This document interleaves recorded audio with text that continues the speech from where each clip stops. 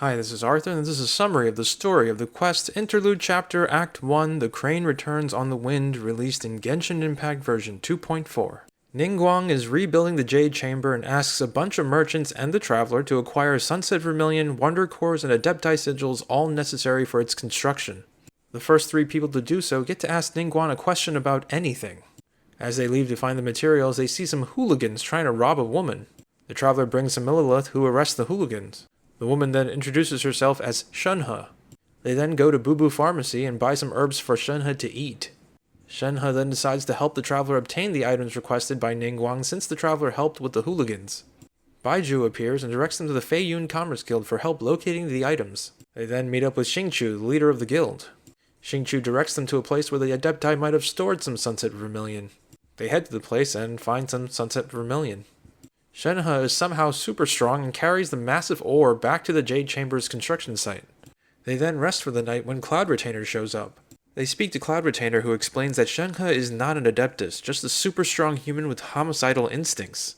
Cloud Retainer found Shenhe when she was a child and was in the middle of a fight with a monster.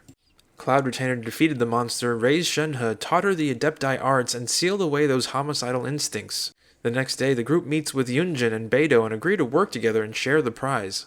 The Traveler, Shenhe, and Yunjin head off to get Wonder Cores. As they're following leads, Yunjin tells the story of an opera she will perform that sounds a lot like Shenhe's life. They later reach an abandoned village and find a man named Minjin, who is a friend of Shenhe's father. After looking through the village, they learn that Shenhe's father summoned a monster and sacrificed Shenhe in order to heal Shenhe's sick mother. Unfortunately, the mother later died and the father hung himself. The other villagers soon abandoned the village. After some more running around, the group obtains the Wonder Cores and Adepti Sigils. They deliver the items, and the Traveler's group wins Ningguang's competition. As a reward, Ningguang lets Yunjin use the Jade Chamber to hold an opera and gives some mostly unhelpful answers to the Traveler and Shenhe. They then use the collected materials to launch the Jade Chamber. Just then, the deity known as the Avenger of the Vortex, or Baisht, or Osial's wife, attacks Liyue. Turns out, Ningguang rebuilt the Jade Chamber now to draw out and fight Baisht. Using the combined forces of Beidou's fleet, the Millilith, Shenhe, and the Traveler, they manage to defeat Baisht. Afterwards, they all meet for a victory banquet in the Jade Chamber where Yunjin performs an opera. And that is the end of this video and this quest. If you've liked what you've seen here, please like, comment, and subscribe.